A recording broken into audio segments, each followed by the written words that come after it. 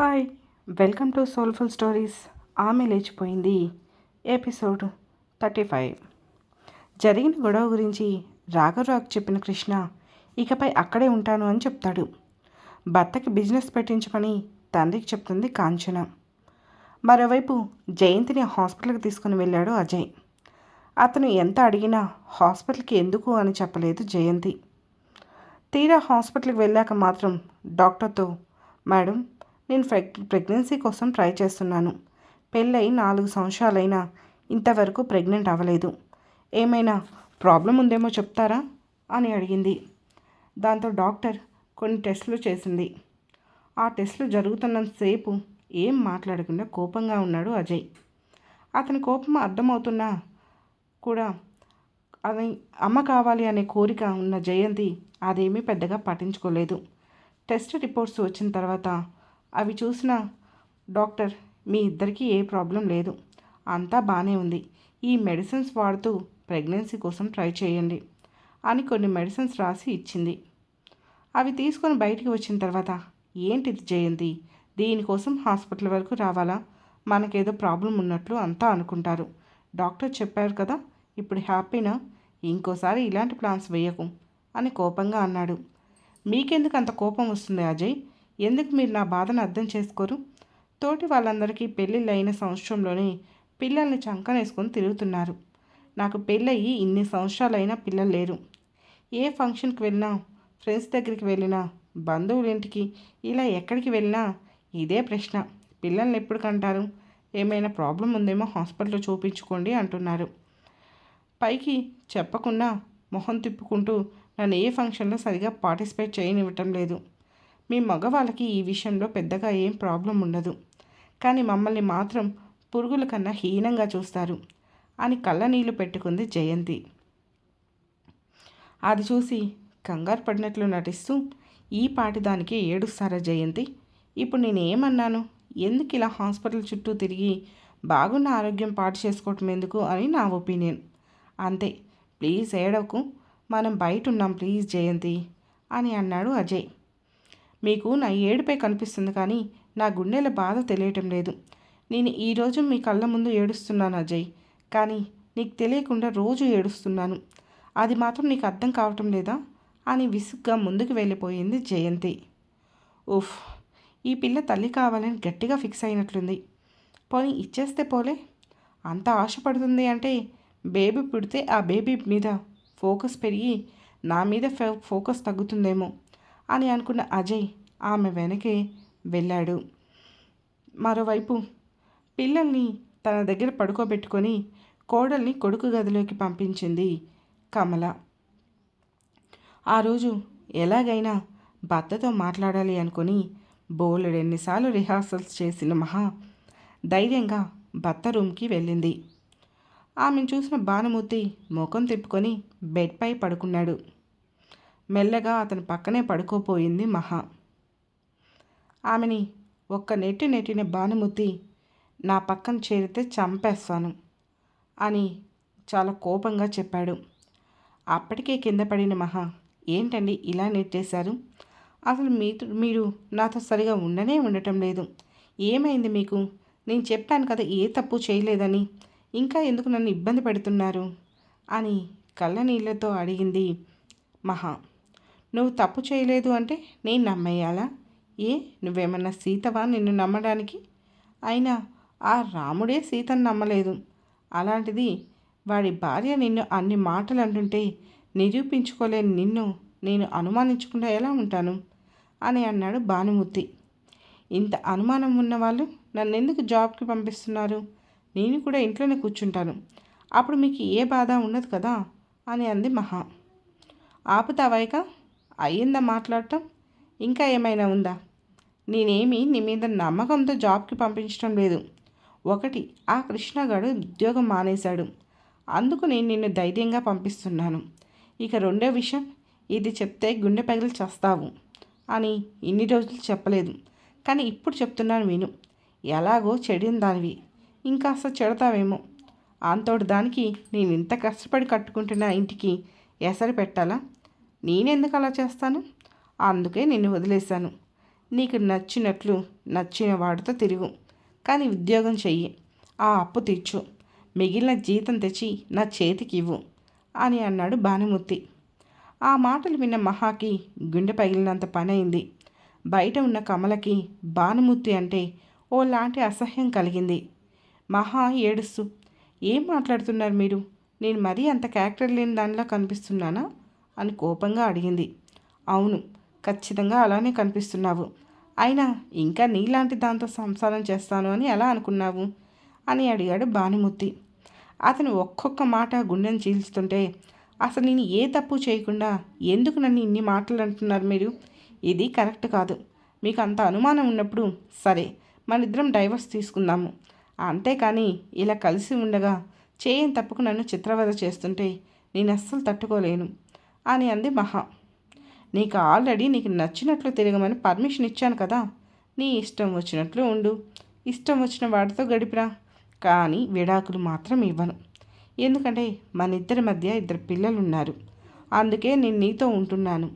కానీ ఇక నీ జీవితం నాది, నా జీవితం నాది. నేను నిన్ను ప్రశ్నించను, నువ్వు నన్ను ప్రశ్నించకు అని గట్టిగా చెప్పాడు భానుమూర్తి. ఓహో, పిల్లల గురించి బాలే ఆలోచిస్తున్నారే, కానీ మీ జీవితం మీది, నా జీవితం నాది అయినప్పుడు నా మీద మీ పెత్తనం ఉండకూడదు కదా అని అంది మహా.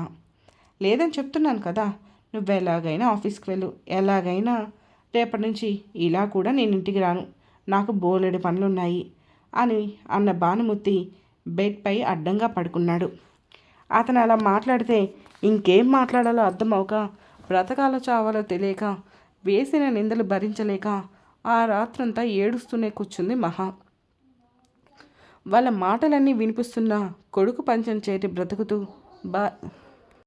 భార్యాభర్తల మధ్య దూరి తను చిన్నతనం అవ్వలేక కొడుకుపై అసహ్యం కలుగుతుంటే అతని కన్నది తనే అనుకొని తనని తాను తిట్టుకుంటూ సైలెంట్గా కళ్ళ నీళ్ళు పెట్టుకుంది కమల.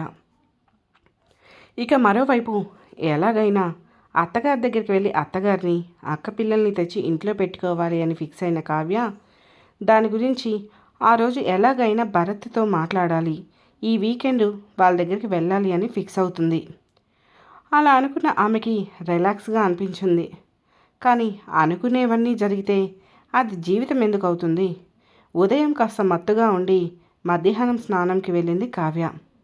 స్నానం చేశాక చీర చుట్టుకొని వచ్చి ఇంట్లో చీర తీసేసి ఒళ్ళు తుడుచుకొని బ్లౌజ్ వేసుకొని హుక్స్ పెట్టుకుంటూ అనుకోకుండా అద్దంలోకి చూసిన ఆమెకి ఎదురుగా నవ్వుతూ పెదవులు చప్పరిస్తూ కనిపించాడు అజయ్.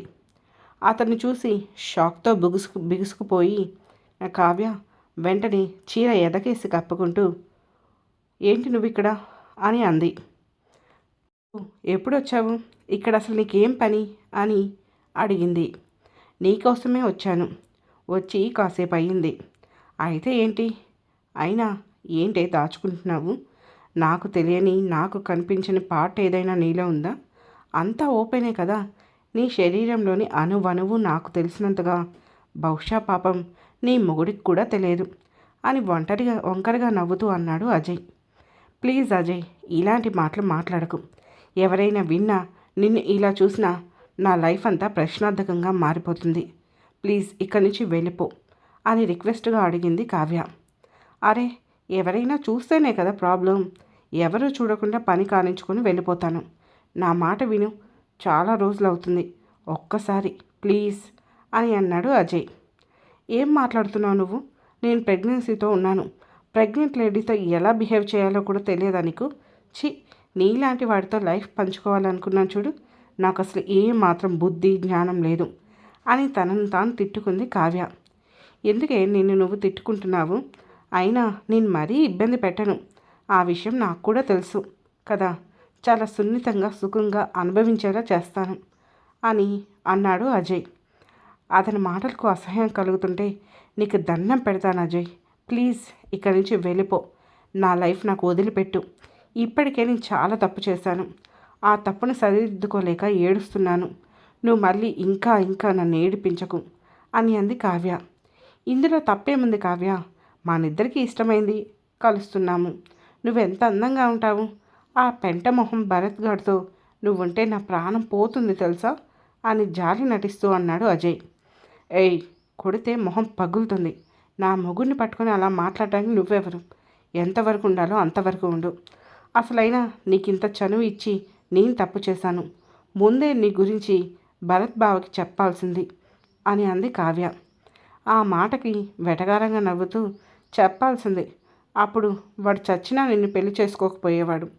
అప్పుడు కూడా నీకు నేనే గతయ్యేవాణ్ణి. నిన్ను నా రెండో పెళ్ళంగా ఉంచుకునేవాణ్ణి. అదో ఇల్లాలు, నువ్వో ప్రియురాలు. సూపర్ ఉండేది కదా అని అన్నాడు అజయ్. అతనికి ఎలా సమాధానం చెప్పాలో, అక్కడి నుంచి ఎలా పంపించాలో ఆమెకి ఏమాత్రం అర్థం కావటం లేదు. కావ్య, నాకు ఒక డౌట్ ఉంది, తీరుస్తావా అని అడిగాడు అజయ్.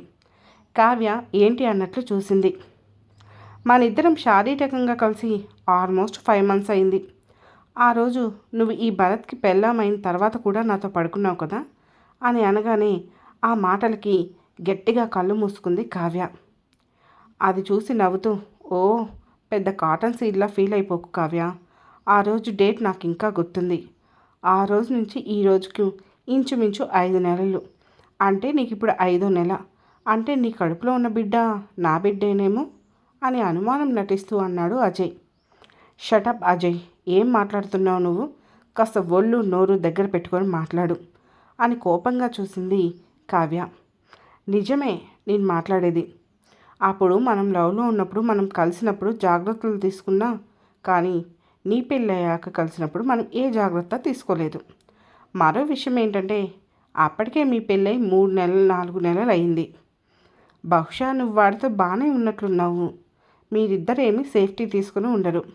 ఆ లెక్కన వాడి వలన ప్రెగ్నెంట్ అవ్వాలి అంటే నువ్వెప్పుడో ప్రెగ్నెంట్ అయ్యేదానివి. కానీ అవ్వకుండా నేను కలిసిన తర్వాతనే అయ్యావు అంటే నీ కడుపులో ఉన్న బిడ్డ నాది అని వంకరగా నవ్వుతూ అన్నాడు అజయ్. ఆ మాటకి షాక్తో బిగుసుకుపోయింది కావ్య. అప్పుడే ఏదో కింద పడి పగిలిన శబ్దం వినిపించడంతో ఇద్దరూ అటుగా చూశారు. అక్కడ కనిపించాడు కళ్ళ నిండుగా నీళ్లతో మాడిపోయిన ముఖంతో నిల్చున్న భరత్. భరత్ని చూస్తూనే వణికిపోయిన కావ్య భరత్ బావా అంటూ అతని దగ్గరికి వెళ్ళబోయింది. వెంటనే కోపంగా ఆమె వైపు చూశాడు భరత్. దాంతో టక్కున ఆగిపోయింది కావ్య. ఆమె సారీ పెట్టికోట్ ఇంకా బ్లౌజ్లోనే ఉంది. చీర కట్టుకోలేదు. ఆమె అవతారాన్ని చూస్తూ అక్కడే ఉన్న అజయ్ని చూసిన భరత్ మైండ్లో ఏవేవో రీల్స్ పడిపోతూనే ఉన్నాయి. అంతకు ముందే వచ్చి వాళ్ళ మాటలు విన్న భరత్కి మైండ్ పనిచేయటం లేదు. ఎంతో ప్రేమించి నమ్మకం పెట్టుకున్న కావ్య చరిత్ర అతనికి మెంగుడు పడటం లేదు. వాళ్ళిద్దరి మధ్య సంబంధం ఉంది అని అర్థమవుతుంది. వాళ్ళ అవతారాలను బట్టే ఇప్పుడు కూడా వాళ్ళు అదే పనిలో ఉన్నారు అని అనుకుంటున్న అతనికి పిచ్చి లేచేలా ఉంది. అజయ్ కూడా అక్కడ అసలు భరత్ని ఎక్స్పెక్ట్ చేయలేదు. అందుకే ఆ క్షణం ఏం చేయాలో తెలియక ఎలా తప్పించుకోవాలా అని చాలా తీవ్రంగా ఆలోచిస్తున్నాడు. ఇంతలో కావ్య, బావా ప్లీజ్, నేను చెప్పేది ఒక్కసారి విను. మన పెళ్ళికి ముందు తనకి నాకు రిలేషన్ ఉన్నమాట నిజమే. నిజానికి నేను తనని లవ్ చేశాను. అసలు పిల్లల పేరు చెప్పి ఈ ఊరు వచ్చిందే అతని కోసం అంటుంటే చురుగ్గా ఆమెను చూశాడు భరత్. ఆ తర్వాతే అతనికి పెళ్ళయింది అని తెలియడంతో నేను మోసపోయాను అని అర్థమయ్యి తనకి దూరంగా ఉన్నాను అని అంటుండగా ఆ తర్వాతే నేను ఎదవలా నీకు దొరికాను అంతే కదా అని అన్నాడు భరత్. అలా అనకు బావా, ఎలా నీకు దగ్గరైనా నిన్ను మనస్ఫూర్తిగా ఇష్టపడే పెళ్లి చేసుకున్నాను. నీతో లైఫ్ లాంగ్ హ్యాపీగా ఉండాలి అనుకున్నాను. కానీ ఇతనే నన్ను అలా ఉండనివ్వలేదు బావా. కావాలని నన్ను బ్లాక్మెయిల్ చేస్తూ నేను తప్పు చేసేలా నన్ను ప్రేరేపించాడు. అంతేకాదు, కడుపుతో ఉన్నాను అని కూడా చూడకుండా తరచూ నన్ను తనకి లొంగిపోమ్మని బ్లాక్మెయిల్ చేస్తున్నాడు. నువ్వు లేనప్పుడు ఇంటికి కూడా వస్తున్నాడు అని చెప్పింది కావ్య. ఆమె మాట పూర్తవుతూనే చెంప చెల్లుమనిపించాడు అజయ్. అది కావ్య భరత్ ఇద్దరూ ఊహించలేదు. ఏం మాట్లాడుతున్నావు కావ్య? ఇన్ని రోజులు నా మీద పడి నేనే కావాలి అని పోరు పెట్టి ఇప్పుడేమో నిన్ను బ్లాక్మెయిల్ చేసినట్లు బలవంతంగా లొంగ తీసుకున్నట్లు మాట్లాడుతున్నావు. ఏం మనం తిరిగినప్పుడు నాకు పెళ్ళైన సంగతి నీకు తెలియదా? నువ్వే కదా నీకు సెకండ్ భార్యగా అయినా ఉంటాను, నువ్వు లేకుంటే చచ్చిపోతాను, నువ్వంటే నాకు చాలా ఇష్టం అంటూ నా వెంట పడ్డావు అని అన్నాడు అజయ్. ఆ మాటకి కావ్యకి దిమ్మ తిరిగిపోయింది. అప్పుడేమో నేను కావాలి అని వెంటపడి ఆ తర్వాత మీ బావకి ఉద్యోగం వచ్చేసరికి నన్ను వదిలించుకొని తనని పెళ్లి చేసుకున్నావు. పెళ్లి చేసుకున్నాకైనా కుదురుగా ఉన్నావా అంటే అది లేదు. నేనే కావాలి అని నన్ను ఊరికే నీ ఇంటికి పిలిపించుకున్నావు. నేను రాను అంటే నా భార్యకి చెప్తాను అని బెదిరించావు అని అన్నాడు అజయ్. ఆ మాటలతో షాక్ అవుతూ, ఏం మాట్లాడుతున్నావు అజయ్? అబద్ధాలు చెప్తే చంపేస్తాను. అసలు జరిగిందేంటి, నువ్వు చెప్పేదేంటి అని ఉగ్రరూపం దాల్చింది కావ్య. నువ్వు గుడ్లు ఉరిమి చూసినంత మాత్రాన, గట్టిగా అరిచినంత మాత్రాన నిజం అబద్ధం అయిపోదు కావ్య. నాకు పెళ్ళయింది అని ఎన్నిసార్లు చెప్పినా వినకుండా నా వెంట పడ్డావు. జయంతి నిన్ను ఎంత ప్రేమగా చూస్తుంది, తనకు అన్యాయం చేయకు అని చెప్పినా నువ్వు వినలేదు. తీరా ఈరోజు నీ భర్త కంట పడేసరికి నీ తప్పేం లేనట్టు క్రియేట్ చేస్తున్నావా? ఇప్పుడు కూడా నువ్వు రమ్మంటేనే కదా నేను వచ్చింది. నేను వద్దు అంటున్నా నువ్వే కదా చీర తీసి నా మీద పడబోయావు అని అడిగాడు అజయ్. అతని ఒక్కొక్క మాట కావ్యాన్ని పాతాళంలోకి నొక్కుతున్నట్లు అనిపిస్తుంటే భరత్కేమో 1000 భూకంపాలు వచ్చినట్లు అనిపిస్తుంది. మెంటల్గా తను చాలా స్ట్రెస్ ఫీల్ అవుతున్నాడు. ఒక్కసారిగా తల పగిలిపోయిన ఫీలింగ్ కలుగుతుంది. వెంటనే కావ్య అజయ్ దగ్గరికి వెళ్ళి అతని కాలర్ పట్టుకొని, ఏం మాట్లాడుతున్నావురా నువ్వు? ఎన్ని అబద్ధాలు చెప్తావు? నేను చెప్తూనే ఉన్నాను నా జీవితం అన్యాయం అవుతుంది అని. వినకుండా నన్ను మాయ చేసి నా జీవితాన్ని ఇంత నాశనం చేయాలి అనుకుంటున్నావు. నువ్వు బాగుపడతావా అని అడుగుతుంటే ఆమె చేతులు నెట్టేసి, చేసిందంతా చేసి ఇప్పుడు పత్తి గింజల మాటలు ఎందుకు మాట్లాడతావు అని నవ్వుతూ అడిగిన అజయ్ చెంప గట్టిగా పగలగొట్టింది కావ్య. తర్వాత ఏం జరిగిందో తెలుసుకోవాలి అంటే వెంటనే మీరు మా సోల్ఫుల్ స్టోరీస్ ఛానల్ని సబ్స్క్రైబ్ చేసుకొని ఆమె లేచిపోయింది స్టోరీలోని నెక్స్ట్ ఎపిసోడ్ని వినండి.